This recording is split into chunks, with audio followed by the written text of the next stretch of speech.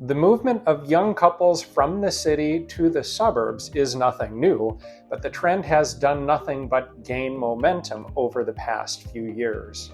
I'm Eric with Andersen Realty Group, and in this video we're taking a closer look at why Chicago has been losing population and what's driving so many out to the suburbs.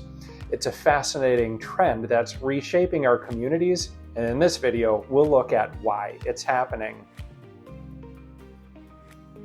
But first, a word of preface. Real estate news often leans towards sensationalism and exaggeration, with even the smallest data points being blown out of proportion. Yes, there's a noticeable trend of people moving from the city to the suburbs, but that doesn't mean living in the city is bad or that investments there are plummeting. In fact, the opposite is true.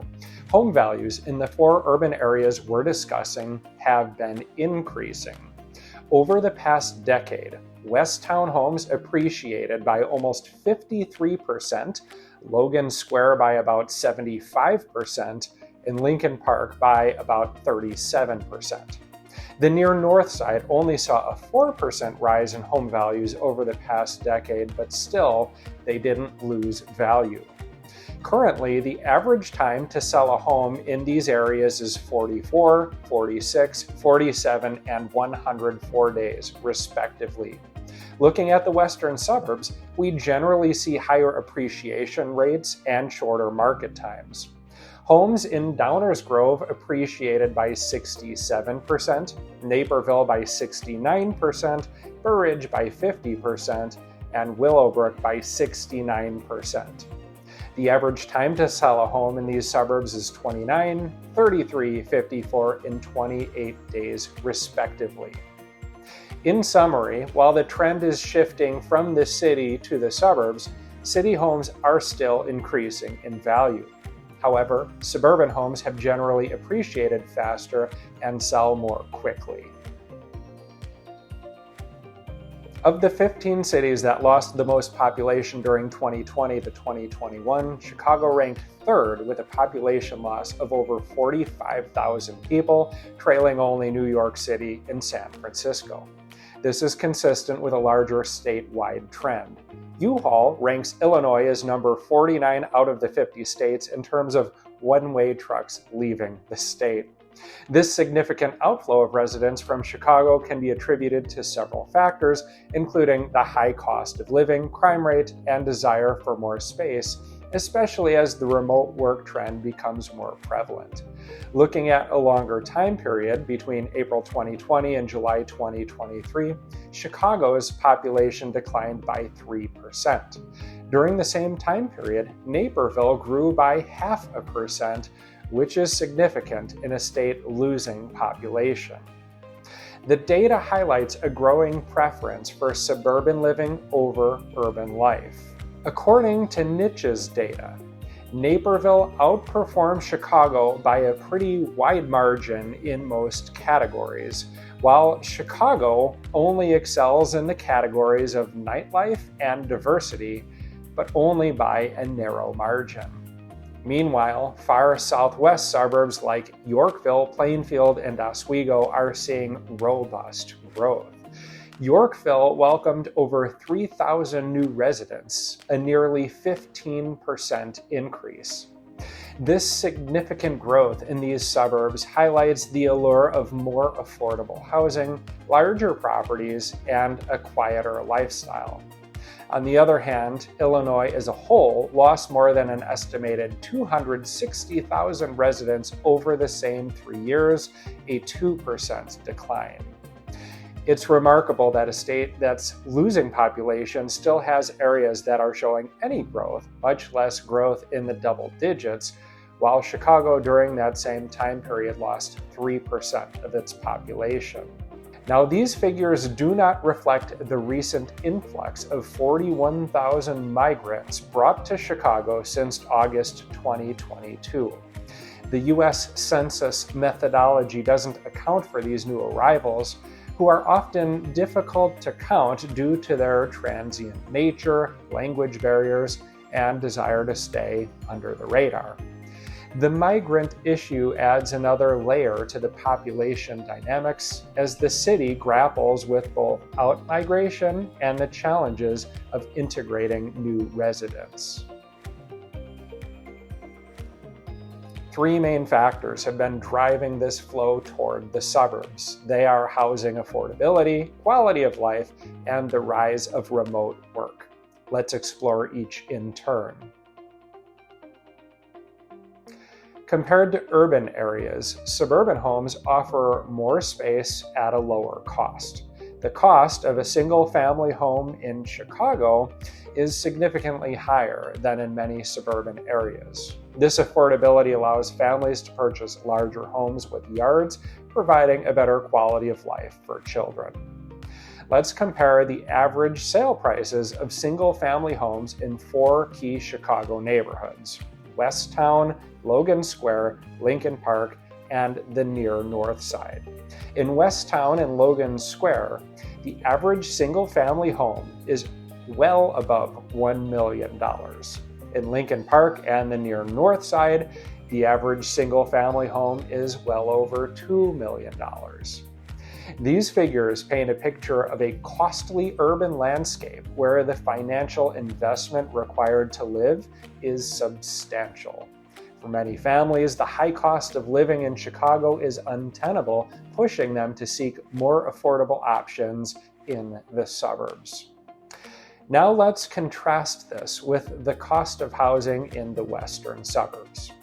In Downers Grove, the average home price is around $600,000. The average home in Naperville is just above $740,000. Burridge's homes have been averaging about $1.1 million, and while that's less affordable, Burridge offers larger lots and homes compared to city living. Meanwhile, Willowbrook offers a moderate price point at about $615,000. There's a clear contrast between what you get for your money in the suburbs versus in the city. The homes and the lot sizes are generally larger, and the price tag is lower. The allure of suburban life doesn't stop at affordability. Here, you can see Niche has rated each of our western suburbs higher than the city overall, and by a wide margin in the categories of public schools, housing, and crime. The areas where the city excels are in the categories of nightlife and diversity. Given the choice between better schools, nicer homes for less money, and lower crime versus a better nightlife, it's no wonder many families prefer the suburbs to the city.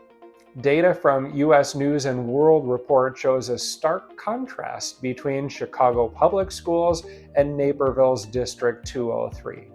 In Chicago, only 16% of elementary and middle school students tested at or above the proficient level for reading, and just 12% in math. High school students performed similarly, with 14% proficiency in both reading and math. The college readiness score for Chicago high school students is 28. Naperville's District 203 scores were higher by a wide margin. The U.S. News and World Report study showed a 57% reading proficiency and math proficiency levels ranging from 44% to 60%, depending on grade level. Their college readiness score was 45.5, which is 62.5% higher than the city college readiness score. The rise of remote work has also contributed to a shift away from the city and toward the suburbs. With more employers granting workers the freedom to work remotely, living in or close to the city isn't as important as it used to be. According to USA Today, as of 2024, 82% of companies now offer remote work options, reflecting a strong trend toward flexible work arrangements. Currently, 30% of employees work remotely full-time, while 52% work remotely part-time. This data illustrates the widespread adoption of remote work across various industries.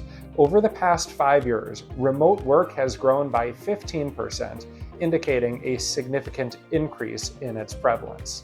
Looking forward, this trend is expected to continue with a projected 10% increase in remote work over the next 2 years, showcasing the ongoing shift toward more flexible work arrangements. As we look to the future, the trend towards suburban growth is expected to continue, driven by the rise of remote work and a focus on housing affordability and quality of life. Suburbs are poised for sustained growth, offering new opportunities and challenges alike. The suburban influx of new residents brings opportunities for growth and development, but also challenges in terms of infrastructure and resources. In the city, losing residents means a smaller tax base and potential challenges in funding public services. And yet, Chicago remains a vibrant and dynamic city with home values holding strong and even increasing.